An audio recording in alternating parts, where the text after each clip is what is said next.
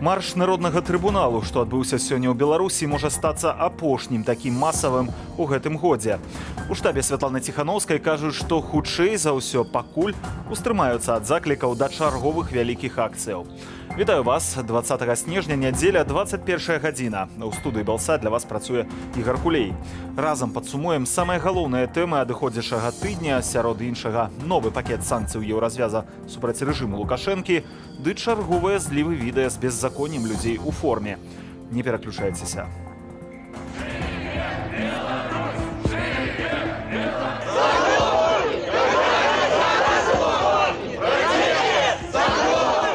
Когда диктатор сдохнет? Беседуешь, вроде нормальные люди, как одевают черную форму, безликими становятся, как зверьми становятся просто-напросто. Беларусь!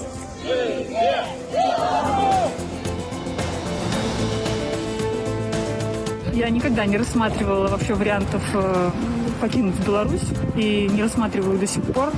Надеюсь, что это не случится.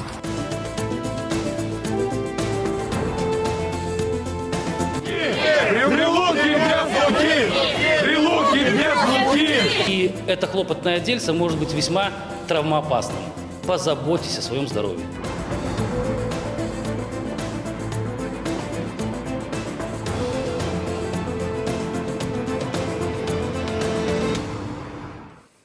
Кожную нядзелю, пакуль у Беларусі адбываюцца маршы, наш тэлеканал сочыць за падзеямі і вядзе для вас наўпроставыя эфіры. А нашыя карэспандэнты заўсёды намагаюцца быць у самым цэнтры здарэнняў. За маршам народнага трыбуналу сачыў мой калега Міхаіл Прановіч, які падвядзе вынікі гэтыя падзеі. Міхаіл, прывітанне яшчэ раз і перадаю табе слова.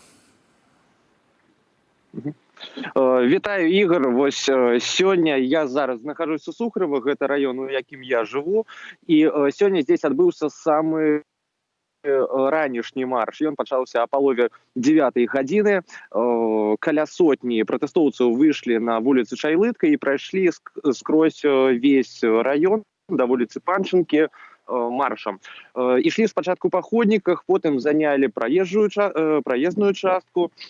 Им сигналили машины, и что важно отметить, что не было зусім амапа, не было силовику и не было ніводнага затрымання. Силовики приехали у Сухарова уже ближэй до обеду. Район пачалі патруляваць машины ДАИ. Таксама люди бачылі бусики з силовиками, ніхто не ведае дакладна, ці сілавікі гэта ці хто, але бусікі з людзьмі у цывільным і ў масках. Вось. Акрамя Сухарова на шпацыр сёння выйшлі дзесяткі іншых раёнаў Менску: Лебядиная, Паўднёвы захад, Каменная горка, Залатая горка. Дзесяткі раёнаў, амаль кожны раён выйшаў. Але акрамя маршаў адбылося таксама шмат іншых імпрэзаў, іншых акцыяў. Вось, напрыклад, жыхары Лебядзінага запусцілі ў неба бел-чырвона-белы сцяг на балоньках. Вось вы у пачатку студыі показывалі вось гэтае відэа. Таксама ведаю пра тое, што у цэнтры Менску на вуліцы Гарадскі вал пратэстоўцы перакрылі рух. Вось такіх вось невялічкіх, але вельмі важных акцыяў адбылося ў Менску шмат. Але былі і затрымання. Сёння яны былі больш кропкавыя. Вось ведаю, што некалькі разоў затрымлівалі кропкава людзей на вуліцы Пушкінскай. Агулам разам сёння затрымалі каля 100 чалавек, гэта па дадзеных Міністэрства ўнутраных спраў. І вось на маёй памяці гэта першы раз, калі дадзеныя Міністэрства ўнутраных спраў супадаюць з дадзенымі альтэрнатыўных крыніц. Вось, напрыклад, праваабарончы цэнтр «Вясна» паведамляе аб 94 затрыманых, і спіски акрэсціна ведаюць 99 прозвішчаў затрыманых асобаў за сёння. Вот. І таксама жадаю адзначыць, што сёння ўжо другая нядзеля запар, калі ў Менску не адключалі мабільны інтэрнэт і не спынялі працу мінскага метрапалітэну. Вось. Вось гэта коротка вынікі, якія я магу падвесці. Михаил, дзякуй вялікі, добрага табе зышу вечар. Акрамя гэтага, як мы ведаем, акцыі праходзілі не толькі ў сталіцы, а шмат у якіх гарадах, у тым ліку і горадня, Берасця. Бачылі мы сёння акцыі ў Дзяржынску і іншых раённых цэнтрах. На жаль, вось гэтая сотня затрыманых, сярод затрыманых былі і журналісты. Дарэчы, пазней паведамлялася, што некаторых з іх адпусцілі на свабоду. Будзем спадзявацца, што астатнія таксама могуць неўзабаве выйсці, магчыма, не ўсіх будуць судзіць, так як гэта рабілі раней у мінулыя тыдні пасля мінулых нядзельных акцыяў. Дарэчы, сёння на свабоду выйшла і міс Беларусі 2008, былая прэсавая сакратарка берасцейскага футбольнага «Дынама» Вольга Хіжынкова. Яна правяла за кратамі 42 дні, спачатку за сценамі ізалятара на Акрэсціна, пазней у жодзінскай турме, дзе панавалі нечалавечыя ўмовы ўтрымання. Там то знікала ацяпленне, то ў жанчыну камеры проста так забіралі матрацы і спаць прыходзілася на халоднай падлозе. На свабодзе Вольгу Хіжынкову сустракалі родныя і сябры.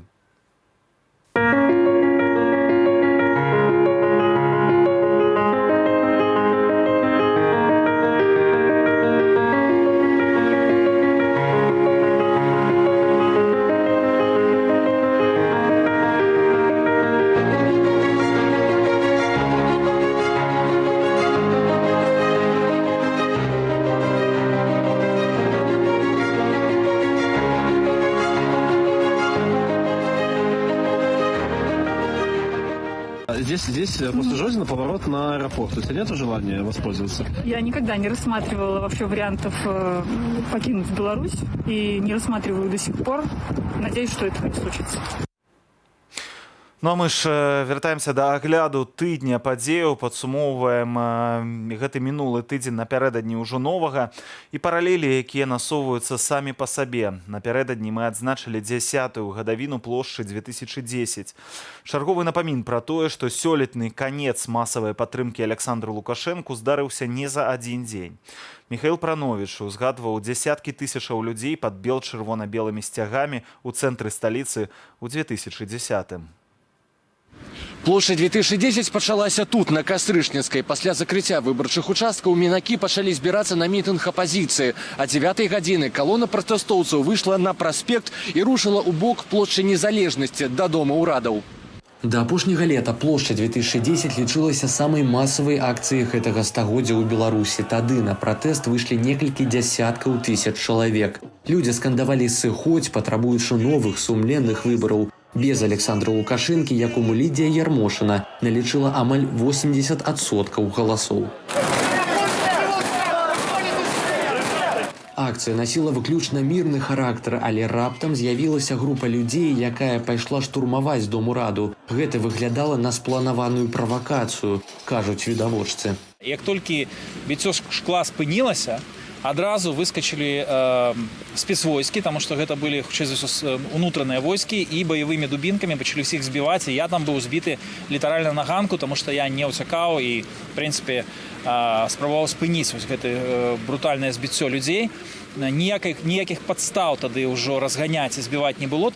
Плошчу 2010 сілавікі разагналі хутка і брутальна, а кандыдат на прэзідэнцтва паэт Уладзімір Някляеў да месца падзеяў нават не дайшоў. На яго і ягоную каманду напалі невядомыя ў чорным. Палітык стратыў прытомнасць.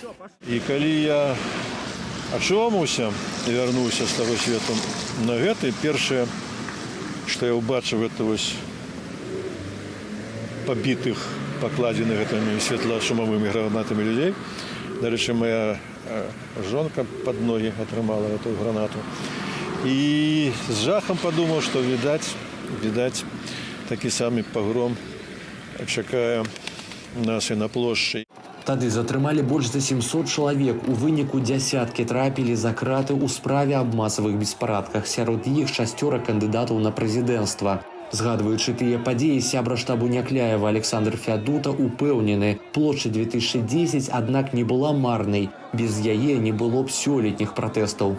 Тых, хто выходзіў, каб выказаць сваю нязгоду ў 2020 годзе, большая частка з іх памятала пра тое, што магло адбыцца і што, на жаль, не адбылося 10 год раней. І, мажліва, я спадзяюся, яны улічваюць і сёння нашыя памылкі. Праз 10 гадоў на вуліцы Беларусі выйшлі не дзясяткі, а сотні тысячаў чалавек, абураных несправядлівымі выбарамі.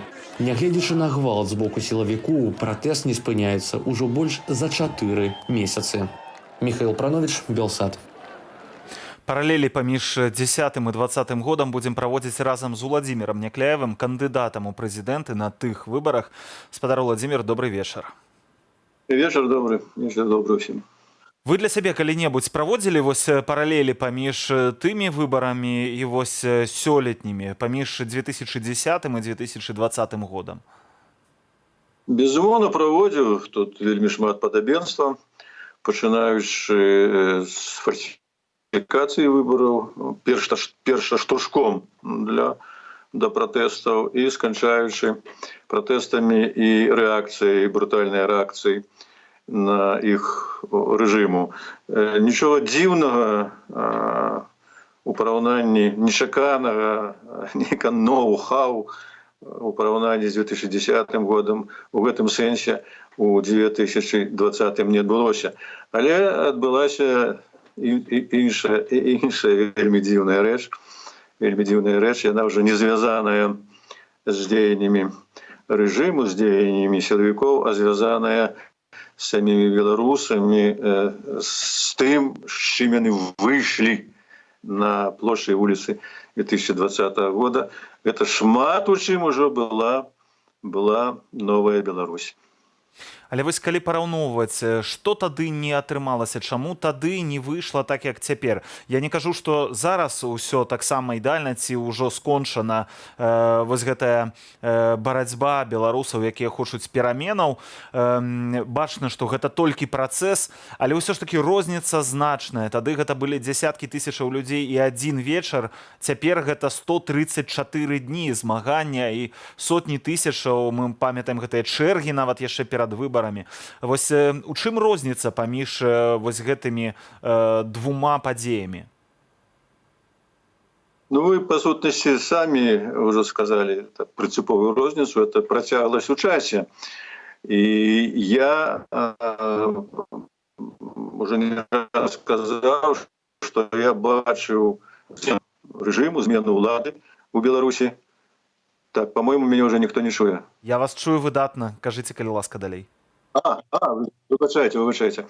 Змену ўлады, змену рэжыма праз менавіта плошчу, праз Майдан. Ну, класіка гэта кіеўскі Майдан. Але зразумеўшы пасля падзей у Киеве ва ўкраіне, ну, прасця крыві, пасля вайны, што ў Беларусі гэтага не дасягнуць. У 15 годзе я ніякіх дзеянняў, ніякіх захадаў да гэтага не рабіў, бо там відавочна было, што это немагчыма.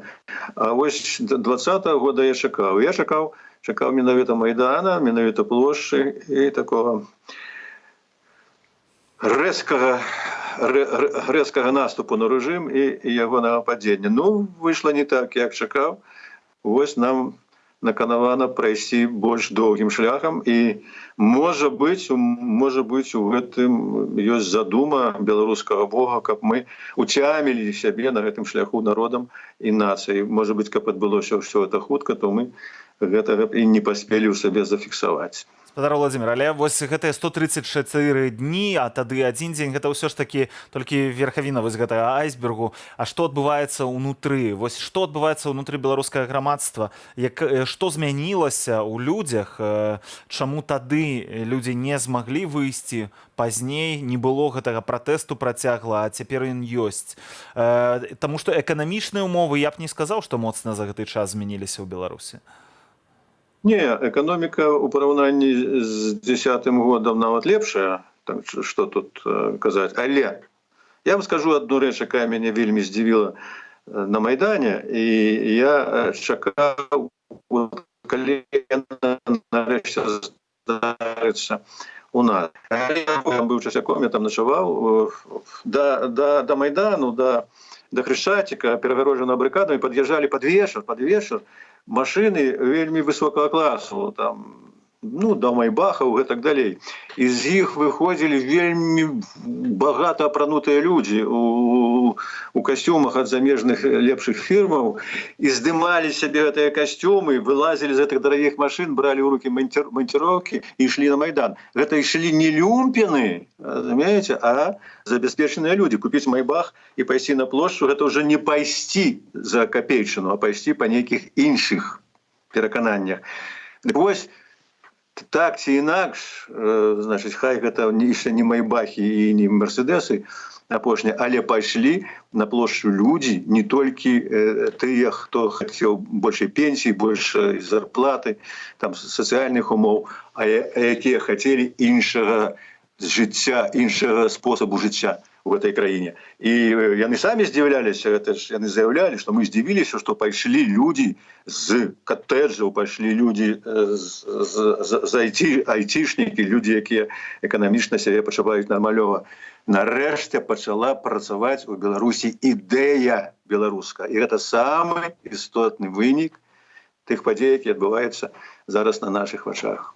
Але ці гэта беларуская ідэя, ці гэта універсальная ідэя аб свабодзе, аб роўнасці, аб тым, што закон мусіць выконвацца? Ўсё ж такі, вось на вашу думку, гэта менавіта нейкая беларуская ідэя, калі так, то пішыце, што за яна, ці гэта універсальная ідэя спрацавала ў Беларусі?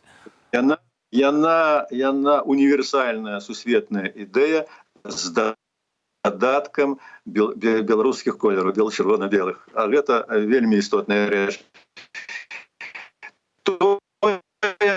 Што западае у ідэя вобразна, а гэта прыгожы вельмі вобраз, адзін з самых прыгожых сцягоў у свеце, яно становіцца вельмі моцнай душай сілай.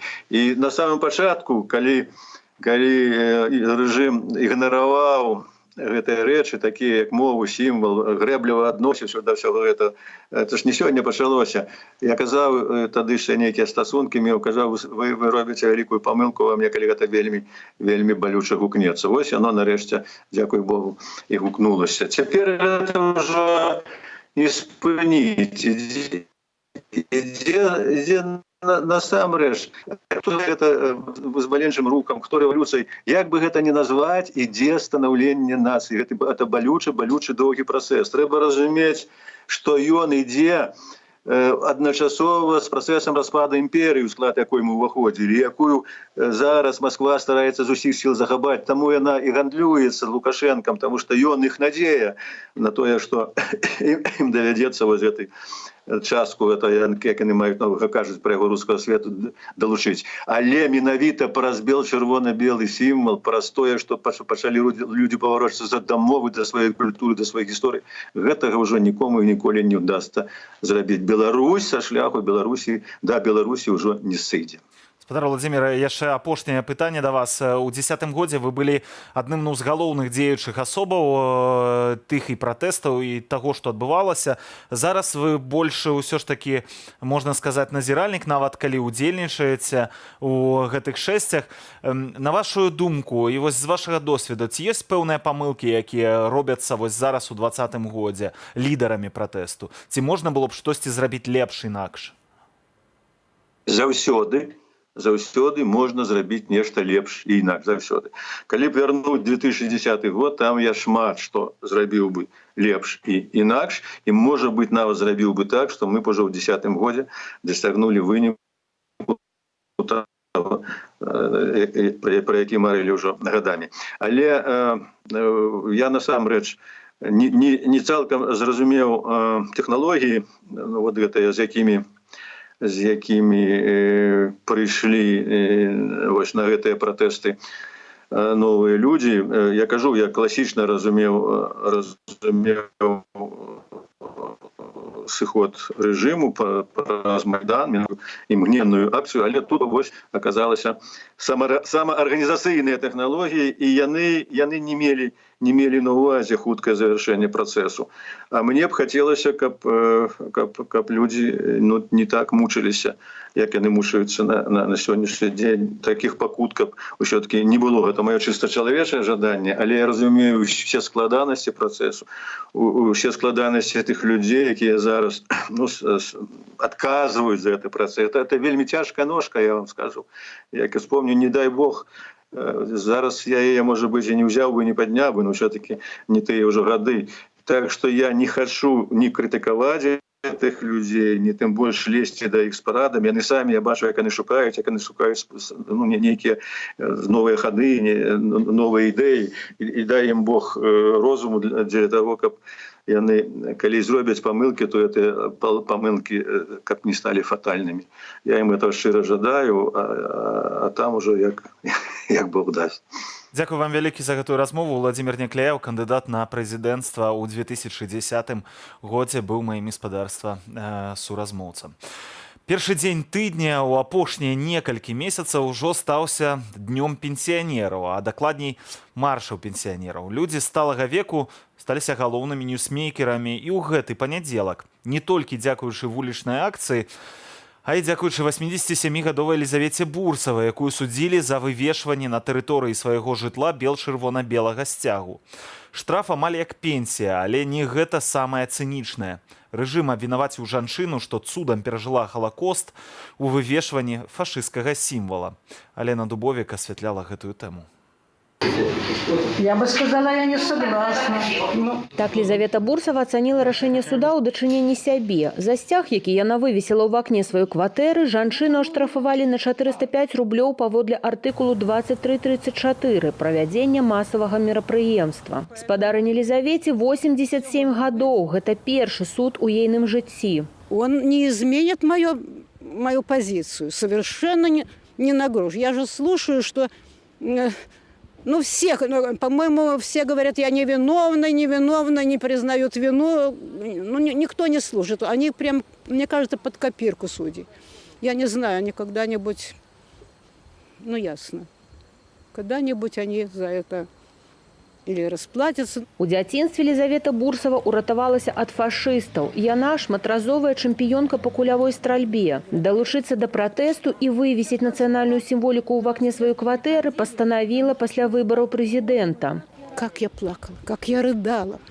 А оказывается, я узнаю, что весь народ обманул. Змагацца з нацыянальную сімволікаю улады пачалі яшчэ ў верасні, калі выносіліся прадпісанні таварыствам уласнікаў двароў. У кастрычніку з'явілася забарона МНС, цытата, размяшчаць на фасадах, дахах вырабы з гаручага тэкстылю. Судзіць за сцягі ва ўласных кватэрах актыўна пачалі па ўсёй краіне ў лістападзе. Штрафавалі жыхароў Віцебску, Ганцевічаў, Бараўлянаў, Валожына, а жыхар Менскага мікрараёну Сокал атрымаў 13 сотняў арышту. Цяпер вывешванне сцяга ва ўласным жытле прыраўноўваецца да ўдзелу ў несанкцыянаваным пікетаванні. Я оцениваю это полным праздником абсурда.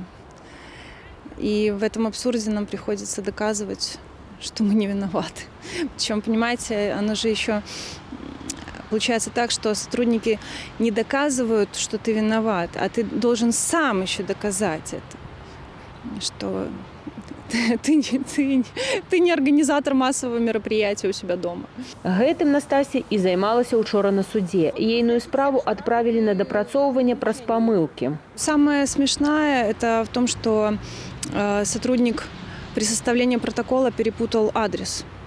Он перепутал дом и квартиру. Плюс приложенная фотография. Это была просто фотография окон, непонятно какого дома, без адреса. Паводле эксперта, прычынаю, якая і прыводзіць да такога прававога калапсу, сталася адсутнасць падзелу судовай і выканаўчай улады, як мае быць у правовой державе. То есть суд критически никогда не подходит к материалам, которые предоставляет милиция, он просто формально их оформляет в судебное постановление. Наколькі законна лішыць вывешванне незабароненай сімволікі ў асабістай кватэры правядзеннем масавага мерапрыемства? в принципе, исходя из статьи 23-34 КоАП, невозможно провести массовое мероприятие в непубличном месте. То есть нельзя у себя дома, что бы там ни делая, провести массовое мероприятие, за которое можно было получить какую-то санкцию. Аднак прыцягненні да адказнасці працягваюцца. Сёння жыхар Бараўляноў атрымаў прадпісанне за сцяг на тэрыторыі свайго прыватнага дому. Пры паўторным парушэнні суд паводле ўжо знаёмага беларусам артыкулу 23.34. Алена Дубовік, Белсат. Рэжым у Беларусі не спыняе ціск на нашых калегаў-журналістаў. Сёння падчас маршу былі чарговыя абсалютна незаконныя затрыманні корэспандэнтаў розных выданняў. Што да нашых белсатаўцаў, то за кратамі ўжо амаль 2 тыдні знаходзіцца наш аператар Іван Куракевіч. Мы чакаем яго на волі 22 снежня. А ў гэты аўторак споўніўся роўна месяц, як былі, не магу ўжыць іншай фармулёўкі, узятыя ў закладніцы дзве нашыя мужныя корэспандэнткі Кацярына Андрэева і Дар'я Чульцова. Супраць іх заведзеныя крымінальныя справы, дзяўчынам пагражае да 3 гадоў турмы. Роўна месяц не гучыць голас Кацярыны Андрэевай у эфіры Белсату. Вітаем наших гледачоў на плошчы пераменаў. 15 лістапада Кацярына вяла шматгадзінны стрым пра супрацьстаянне сілавікоў і абаронцаў мемарыялу забітаму Раману Бандарэнку. Здымала падзею аператарка Дар'я Чульцова. Калі ўзброеныя амапаўцы пачалі пераследаваць людзей, калі сілавікі пачалі адступаць, Кацярына і Дар'я працягнулі паказваць ды расказваць, што адбываецца. Вялікі дзякуй, што глядзелі маю трансляцыю, што глядзіце Белсат. Я, Кацярына Андрэева, з вамі не развітваюся. Але гэта былі апошнія словы, якія пачулі гледачы. У кватэру, з якой журналістка з аператаркай вялі трансляцыю, выламаўшы дзверы, уварваўся амап. Калі мяне затрымліваў спецназ, яны крычалі: «Паедзеш на зону на 7 гадоў, будзеш ментам форму шыць». Намеснік начальніка УРОС называў цёткаю, малою, штурхаючы ў спіну з лесвіцы. Крычалі менты: «Ты больш не будзеш весці сваіх стрымаў ніколі».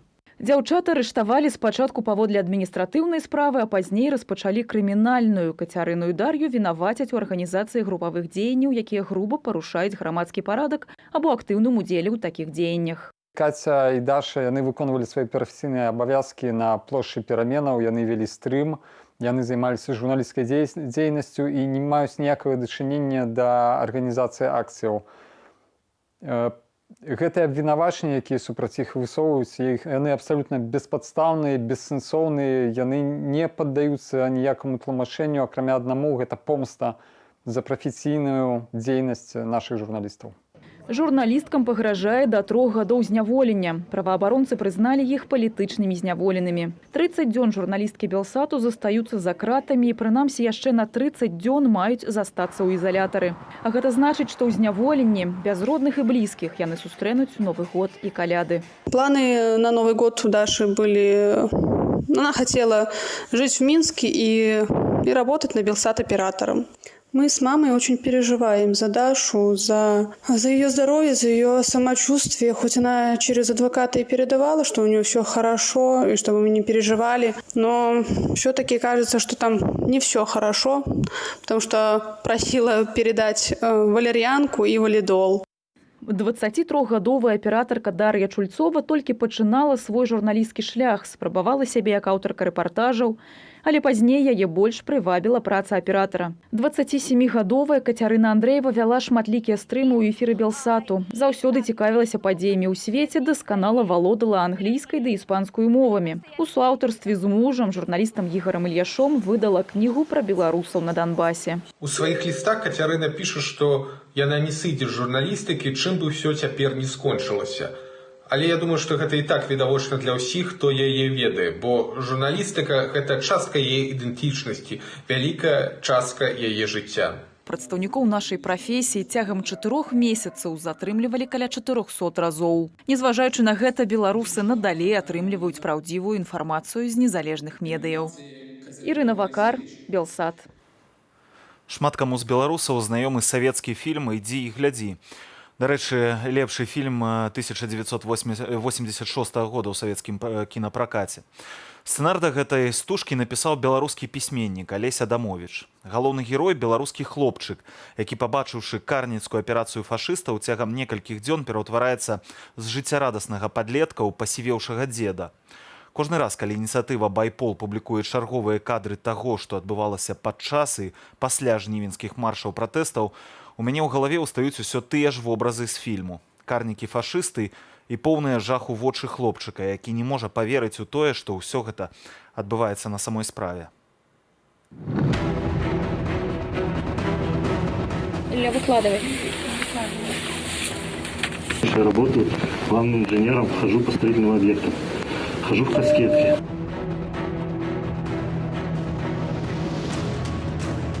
Подъем, блядь. Еще раз, блядь, такое, блядь, молчание, блядь. Хуже будет. Мочка две, а жизнь одна.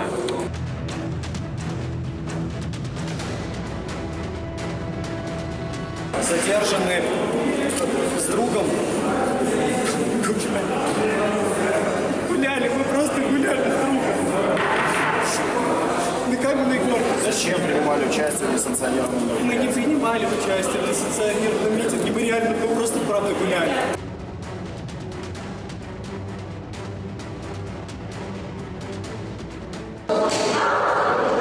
Облизывай палку. Кореец там. Смотрим туда. Зачем подзорная труба с собой? Зачем? Интересно посмотреть. Что интересно? Митинг посмотреть интересно.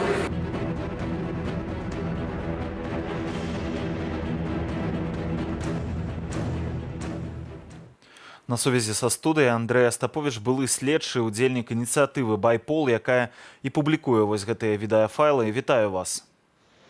Добрый вечер. Спадар Андрэй, пачаць хацеў бы, можа, з такога крыху прыватнага пытання. Вось вы яшчэ нядаўна сам чалавек, які былі блізкія гэтым органам, працавалі як бы ў гэтай сістэме. Ці ведалі, што побач з вамі могуць вось такія садысты працаваць? Честно говоря, немного это является шоком. И это, я думаю, не самые ужасные кадры, которые могли попасть в настоящий момент в сеть интернет. Было намного хуже. И, ну, честно говоря, я даже знаю некоторых сотрудников, которые там присутствовали. И, честно, повергает в шок такое отношение. Вось вы гэтыя кадры, калі атрымліваеце, вы іх нейкім чынам ідэнтыфікуеце гэтых людзей, стараецеся іх распазнаць, заносіце ў нейкія базы. Як выглядае праца вось «Байпола»? В настоящий момент все данные вместе с этим видео, тех, кого мы опознали, были размещены в единой книге регистрации преступлений. Мы эту книгу лично ведем, заполняем. Оформляем все в виде собранных материалов и доказательств. В дальнейшем уже Светлана Тихановская, НАУ в лице Павла Латушко подают эти доказательства для санкционирования принятия мер уже на территории Европейского Союза, в ОБСЕ в том числе и другие организации, чтобы к установленным и причастным к совершению данных деяний лицам были приняты хоть какие-то меры, потому что на территории Республики Беларусь ничего не, скажем так, им пока ответственность не грозит, пока не сменится настоящая власть. Таксама на гэтым тыдні з'явілася інфармацыя, што Павел Латушка і вось магчымая ініцыятыва «Байпол» маюць тэрабайты розных відэафайлаў з таго, як адбываліся разгоны, што адбывалася падчас іх, пасля іх. На якія крытэрыі вы выкарыстоўваеце, калі адбіраеце гэтыя файлы? Я так разумею, яны ў вас ёсць, вы іх адглядаеце, па якіх параметрах вы выкладаеце, вось, напрыклад, гэтае відэа вы першым пакажаце, наступнае вы пакажаце там на наступным тыдні, напрыклад. Як гэта адбываецца ўвогуле гэты працэс? Так это как бы наша внутренняя кухня. Я бы не хотел бы говорить, как конкретно, почему и когда выходит какое видео. И хотел бы, наверное, остановиться на том, что эту информацию еще необходимо обработать. То есть просмотреть, проанализировать, написать тексты. Ну, грубо говоря, совершается преступление, как я следователь работал. У меня был 2-месячный срок там, на одно преступление. Здесь же все в много более быстром режиме делаешь. Конечно, и не так подробно, таких возможностей нету, как на территории Республики Беларусь это все делать. Но по меру наших сил мы максимально быстро стараемся все обрабатывать. Поэтому еще всю эту полученную информацию параллельно поступает еще заявление граждан, информация от граждан. Это надо все анализировать, состыковывать и выдавать уже в конечный продукт, чтобы действительно доказательства для привлечения или применения хоть каких-либо санкций в настоящий момент. Это очень важно. Когда каждый поймет, что независимо от твоего должностного положения, на высоком ты посту или на низшем посту, ты будешь привлечен за свою деятельность, и одел ты маску, не одел, снимали ли, грубо говоря, видеозаписи вы сами и думаете, что они никогда никуда не вылезут. Все вылезет в свое время, и все понесут ответственность. Ведаеце, вось на гэтым тыдні я сутыкнуўся з такой нетыповай справай. Адзін са знаёмых людзей распазнаў на відэакадрах сваяка і не ведаў, што з гэтым рабіць. Вось што ў такіх сітуацыях можна рабіць?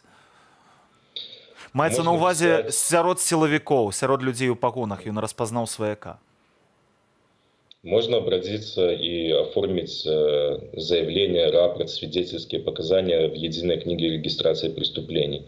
Если человек лично не желает, скажем так, его утаивать, своего свояка, и готов все-таки идти за справедливость, можно обратиться в тот же Байпол напрямую. У нас наконец-то налажена, уже даже давно налажена полная обратная связь. В наш аккаунт Telegram безопасная связь, абсолютно обеспечена, безопасна. Там и с советами многие люди обращаются, и всем мы отвечаем в конкретной каждой ситуации, даем конкретный совет, что делать. Можем разъяснить в том числе это.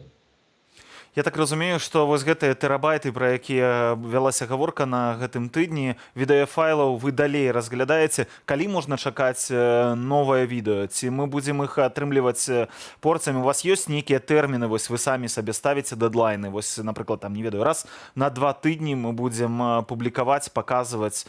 Ці няма такіх дэдлайнаў? Вы проста працуеце, калі атрымаецца, тады атрымаецца? Грубо говоря, у нас каждую неделю выходит в настоящий момент какой-нибудь видеозапись, текстовая информация и доказательства о вине каких-либо конкретных лиц тоже поступает еженедельно, еще чаще. То есть именно 2 недели перерыва мы еще не делали с того момента, как начали уже активно использовать наши возможности.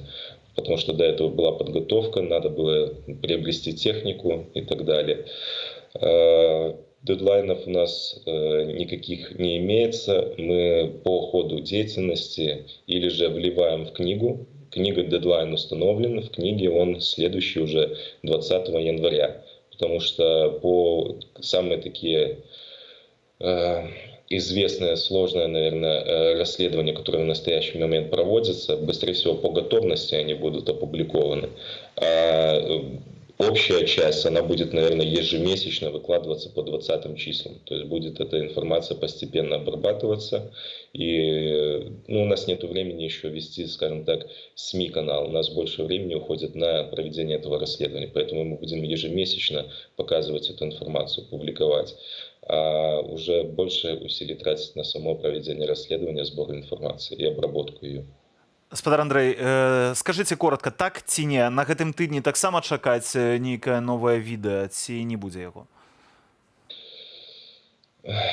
Прям наводзіце на такія вопросы неудобныя. Что-то будет.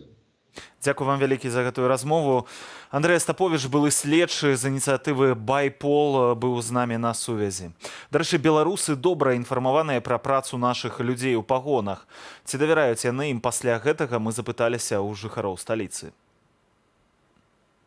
Праца их нужна, но так как себя показала в последнее время, с августа начиная, доверие подорвалось. У меня брат бывший милиционер, поэтому я как-то уважал эту профессию раньше. А так как это все сейчас происходит, что в РОВД происходит, абсолютно, даже обращаться туда не хочется, если что-то случится. Ніколі не было даверу до наших органаў. Калі стыкаешься з імі, зразумееш, што у звычайнага чалавека няма ніякіх правоў. Чувствуют безнаказанность и поэтому переступают черту. Я думаю, их воспитывают так. Больше, а как их объяснишь? Иначе не объяснишь.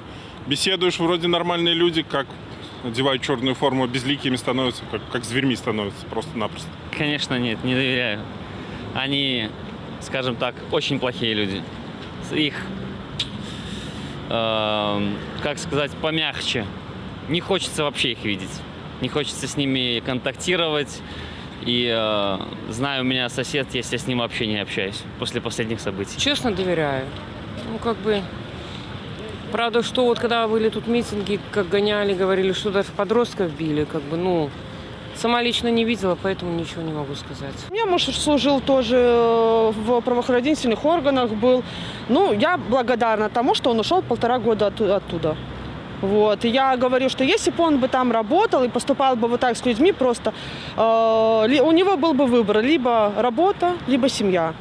Вот, что я бы не допустила никогда, чтобы мой муж поступал вот так вот с простыми людьми. Они работают на одного человека. Хотелось бы, чтобы они, конечно, работали, защищали обычных граждан простых, но в свете того, что, ну, такие вот, даже не знаю, как подобрать слово, методы работы с людьми, это, конечно, я думал, что они всегда должны быть на стороне людей, а оказывается, они работают против нас. А мы крочым далей. У сераду лідары беларускіх пераменаў, як і большасць беларусаў, радаваліся прэміі імя Андрэя Сахарова за свабоду думкі. Галоўную ўзнагароду еўразвязу ў галіне правоў чалавека атрымала дэмакратычная супольнасць Беларусі.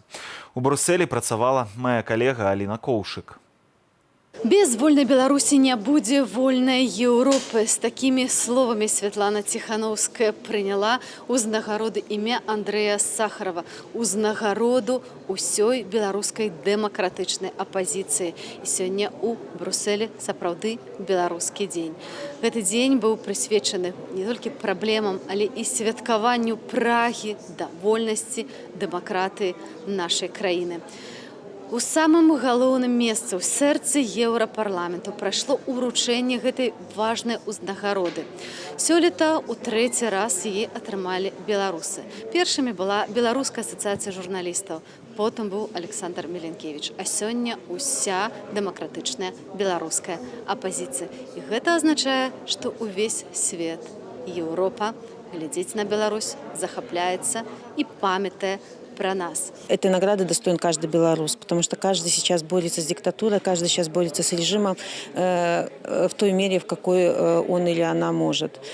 И эта награда означает признание всем миром белорусов в их стремлении бороться за демократическое будущее. Гэта перамога беларускага народа. У гэтым годзе надлюстроўваецца менавіта ў гэтай прэміі, бо тыя дэмакратычныя каштоўнасці, які ўжо ёсць у еўрапейскім звязе, мы да іх таксама ідзем, і для нас прызнанне ролі усіх тых людзей, якія узнагароджаны, і ролі коордынацыйнай рады, яна вельмі такая высокая.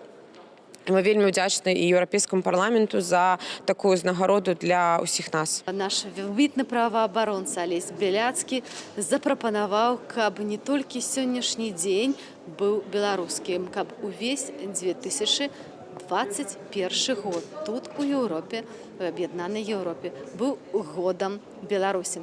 Яшчэ такая цікавостка, што зараз еўрапейскі парламент амаль не працуе з-за ковіду, тут усё удалённа, але менавіта для нас, для беларусаў, яго як бы адчынілі наноў, адпалілі, уключылі ўсе ліхтары і святло, каб паказаць всяму свету і надаць больш увагі беларускаму пытанню. І, дарэчы, сёння упершыню беларуская мова гучала ў перакладах у еўрапейскім парламенце. А таму вельмі спадзяемся, што за гэтымі вельмі прыгожымі і сімвалічнымі чынамі, за гэтай узнагародай пойдуць таксама канкрэтныя крокі.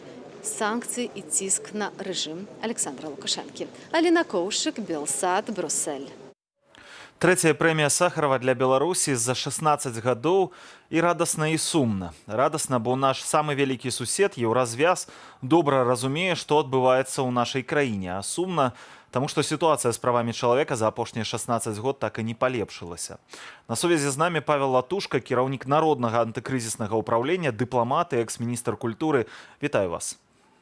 Добрый вечер.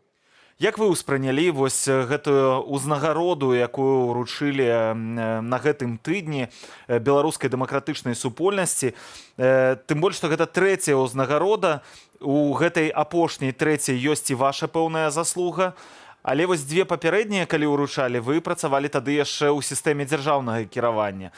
Мне вось цікава, як вы ўспрынялі гэтую трэцюю і тыя дзве, калі яны былі ў 2004 і 2006. Я думаю, што гэта вельмі важная сімвалічная рэч для ўсяго беларускага народа, і ўзнагарода тычыцца перадусім тых беларусаў, якія змагаюцца за правы і свабоды сёння ў Беларусі. Так было і раней. Ёсць людзі, якія патрацілі значную частку свайго жыцця дзеля таго, каб змагацца за свабоду, за дэмакратыю. Зараз мы вельмі блізкі ўсе разам да таго, каб гэта здзейснілася ў рэальнасці ў сённяшняй Рэспубліцы Беларусь. Так што гэта сімвалізм вартасны, але я абсалютна згодны з вашай журналісткай, што мы ўсе чакаем і канкрэтных крокаў з боку Еўрапейскага Саюза ў падтрымку дэмакратычнасці, дэмакратызацыі ці выхаду з таго крызіса, у якім знаходзіцца сёння Рэспубліка Беларусь. Словы важныя, салідарнасць важная, але сёння яшчэ больш важнымі з'яўляюцца канкрэтныя крокі і захады. Ну вось якраз дарадца Святланы Ціхановскай у міжнародных справах Франак Вершорка быў даволі расчараваны гэтымі пакетам трэцім санкцыяў, які быў прыняты супраць рэжыму Александра Лукашэнкі. Рэжысёр Мікалай Халезін увогуле назваў гэта пляўком беларусам у твар. Вы асабіста як успрымаеце тое, што было прынята, падпісана на гэтым тыдні? Ну, трэба падзяліць, калі мы кажам пра спіс персанальны, а з другого боку мы кажам пра эканамічныя санкцыі, то пра персанальны спіс ўсё ж такі ёсць некаторыя зрухі, і мы бачым канкрэтныя прозвішчы той жа Качанавай, мы бачым таксама суддзяў, следчых, якія трапілі ў гэты спісак, гэта вельмі важна, але ўсё ж такі мы не задаволены тым, што гэты спіс вельмі кароткі, а маштаб тых злачынстваў, тых рэпрэсій, якія ажыццяўляюцца ў адносінах да беларусаў, ён проста перайшоў усе магчымыя межы. Мы нават уявіць такога не маглі ніколі. Так што ён не адпавядае рэальнаму стану рэчаў ці ацэнцы той сітуацыі, якая ёсць сёння ў Беларусі. Эканамічныя санкцыі ўвогуле цяжка мне растлумачыць, бо калі паглядзець па тых фірмах, якія трапілі ў гэты спісак і магчымых эфекту ад гэтых санкцый, санкцыйнай палітыкі, то ён увогуле незразумелы. Мы бачым, што у рэальнасці гэта практычна мінімальна закране гэтыя прадпрыемствы. Мне падаецца, што над гэтым спіскам працавалі не прафесіянальна, альбо тая група экспертаў, якая працуе ў Еўрапейскай камісіі, альбо сапраўды, як кажуць некаторыя крыніцы, спрацавалі лабісты, якія выкраслілі тыя асобы, тыя кампаніі, якія, ну, калі б яны трапілі пад спісак санкцый, сапраўды гэта было бы адчувальна для рэжыму. Мы павінны зразумець з вами одну рэч. Конечно, ўсё залежыць ад нас, ад тое, што мы робім беларусы. І тое, што вось сёння апублікавана адзіная кніга рэгістрацыі злачынстваў, калі 28 матэрыялаў ужо прадстаўлены публічнасці, і тое, што, напрыклад, мы бачылі ўзрост зацікаўлення адзінай кніга рэгістрацыі злачынстваў сёння, 1270 праглядаў у адзін момант было на старонцы гэтай кнігі. Гэта паказвае, што перадусім ад нас усё залежыць. Не трэба спадзявацца, што Захад ці ўсход вырашыць нашы праблемы за нас. Але ўсё ж такі мы разумеем, што ў нас ёсць толькі мірныя інструменты. Мы выкарыстоўваем іх, але як дабіцца выканання сваіх праў? Як дабіцца таго, каб улада змяніла падыход да ўласнага народу, калі беларусы выходзяць толькі мірнымі пратэснымі акцыямі? Вось тут у нас ёсць спадзяванні на Еўрапейскі Саюз. І вось гэтыя спадзяванні на сённяшні дзень, ну, я не скажу, што яны не спраўдзіліся. Яны ўсё ж такі не ў поўнай меры спраўджваюцца. І мы ўсё ж такі чакаем, што калі будзе 4-й пакет санкцый,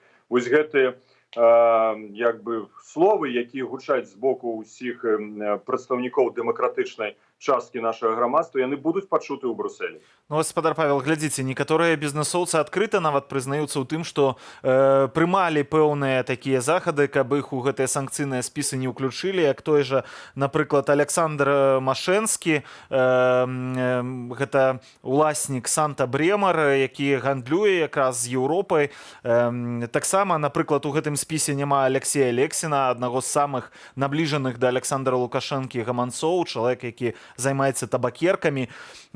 І як вы ставіцеся да таго, што гэтых людзей нейкім чынам усё ж такі выключылі з гэтага спісу, што ёсць пэўныя лабісты, якія маюць уплыў на еўрапейскіх чыноўнікаў і могуць вось такім чынам нават выключаць. У той час, як у Беларусі людзей катуюць за кратамі, няма крымінальных справаў супраць, напрыклад, людзей, якія датычныя да забойства Романа Бондаренкі і так далей, і так далей. Працягваць спіс можна бясконца. Ну, я хочу сказать, что, конечно, решение прымае Европейская комиссия, отповедные службы, Совет министров замежных справ. Ён анализует ту информацию, якая мае ў сваім распараджэнні, анализует отповедные службы Европейской комиссии, уносит на разгляд Совета министров. Тое, что некоторые из бизнесменов публично кажуць аб тым, что яны могли трапілі ў гэты список, мне падаецца, гэта памылковы падыход, потому что, ну, я, калі б з'яўляўся кіраўніком банку, наўрад ці я б такому бізнесмену выдаткаваў больш нейкіх крэдытных рэсурсаў на яго дзейнасць, бо пагроза ўключэння ў спісак яна не знятая, бо сітуацыя ў Беларусі не змянілася, трэба гэта зразумець, да? Што тычыцца тых сітуацый, калі у апошні момант алоўкам выкрэсліваецца прозвішча некаторых асобаў, якія павінны трапіць у спісак, то ў Еўрапейскай камісіі, наколькі я ведаю, ёсць унутраныя службы, унутраныя сістэмы аналізу падобных сітуацый, якія павінны разабрацца, хто ў апошні момант, па якіх прычынах і чаму выкрэслівае гэтыя прозвішчы. Гэта ўсё ж такі сітуацыя, якая не знаходзіцца пад нашым уплывам. Гэта сітуацыя абсалютнай аўтаномнасці ў прыняцці рашэнняў Еўрапейскай камісіі. Мы можам толькі выказваць свае думкі, падыходы, ацэнкі. І тое выказваем на падставе таго, як мы бачым рэакцыю з боку нашага грамадства. Бо апошнім часам і на Зуме, які быў з каардынацыйнай рады, з прадстаўнікамі палітычных дэмакратычных сілаў і той рэакцыі, якую мы бачым у інтэрнэце, людзі вельмі шмат задаюць гэтых пытанняў апошнімі днямі. Вельмі шмат. Чаму такі спісак, чаму ён сапраўды не ўлічвае сапраўдных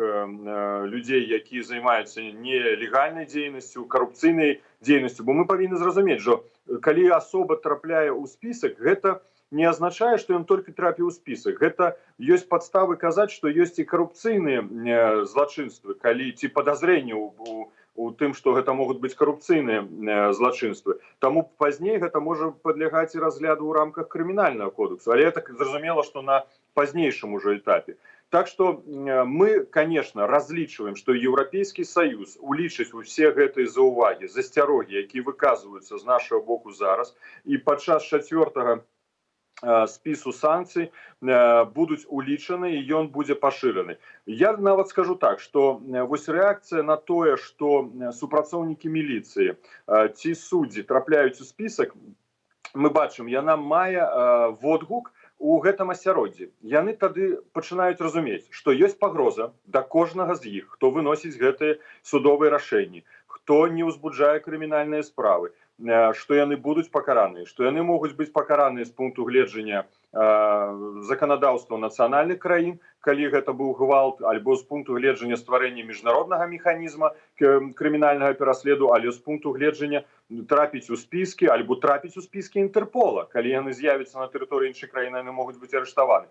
Так што такую пагрозу трэба ствараць, і гэты ціск, ён неабходны. Мы яшчэ раз кажам, санкцыі не сама мэта. Санкцыі прымушае рабіць сам рэжым, які не хоча ўзбуджаць нівольнай крымінальнай справы. Мы чулі выказванні старшыні КДБ апошнім часам, калі асоба выйшла перад шэрагам супрацоўнікаў міліцыі і так целенаправлена стаяла. І гэта з'яўляецца падставою, каб стрэліць у гэтага чалавека і забіць яго. Колькі, на жаль, такіх прыкладаў апошнім часам мы маем. Але ўлады нават не распачынаюць расследавання гэтых справаў. Спадар Павел, так, я памятаю, дакладна вы казалі ў нашым жа эфіры, што спадар Макей можа прыйсці да Лукашэнкі, сказаць яму, давайце заведзем крымінальныя справы, і тады, магчыма, ніякіх санкцыяў не будзе.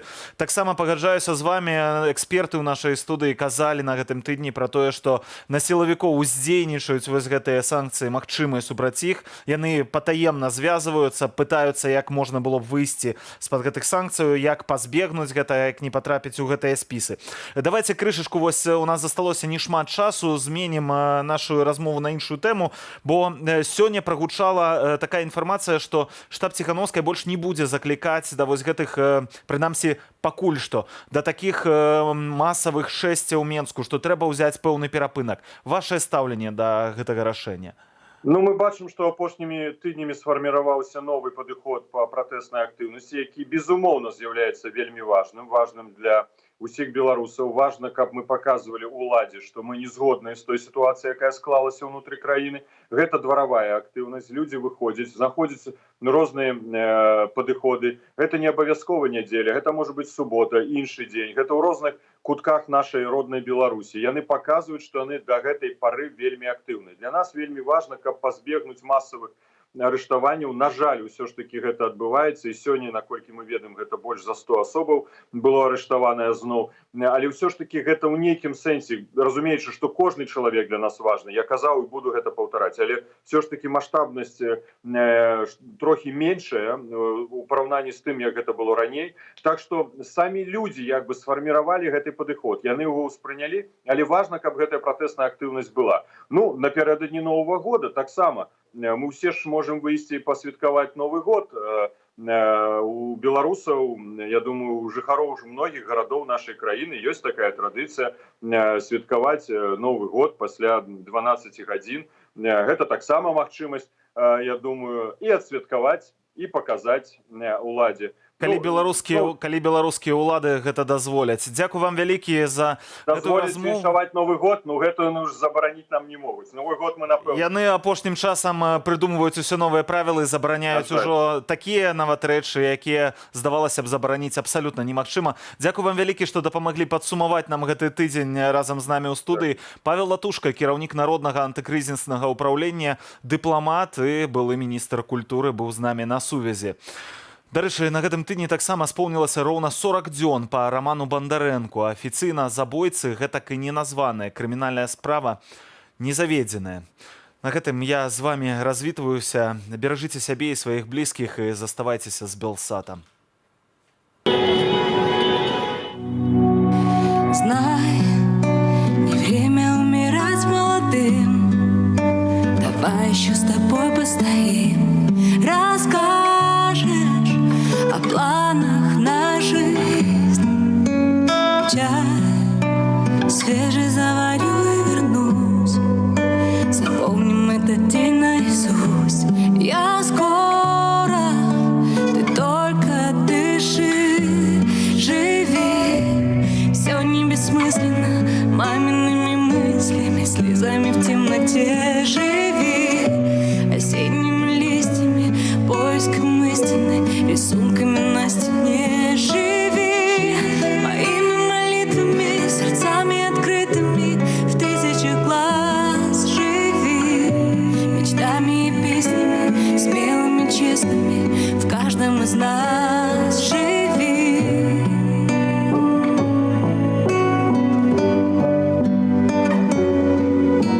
Знай, мы остановились с тобой, полшага, но уже за чертой. Прощаться ты не спеши.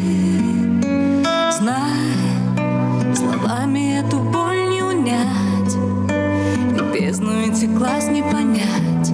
А впереди целая жизнь. Живи болью и яростью, силой и слабостью, сжатым в кулаке живи.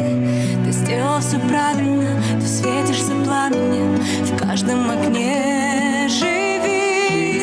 Болью и яростью, силой и слабостью, сжатыми в кулаке живи. Ты сделал все правильно, ты светишься пламенем в каждом окне живи.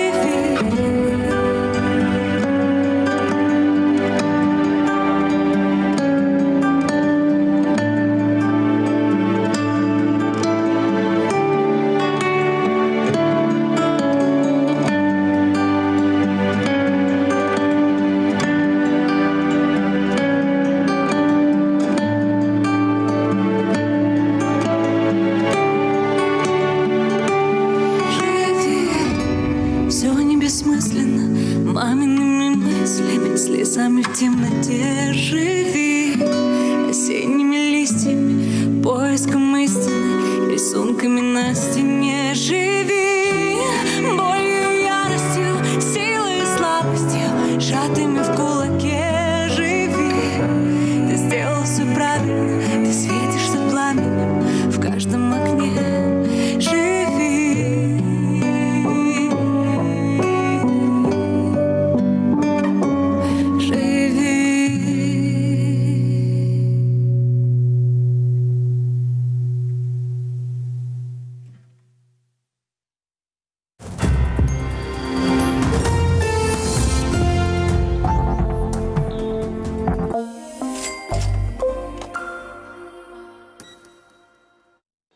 Магістр еўрапейскіх міждысцыплінарных даследаванняў у каледжы Еўропы ў Наталіне, Варшава, адчыняе шырокую еўрапейскую перспектыву выпускнікам, маладым спецыялістам і будучым лідарам, а таксама рыхтуе да міжнароднай кар'еры ў шматлікіх галінах.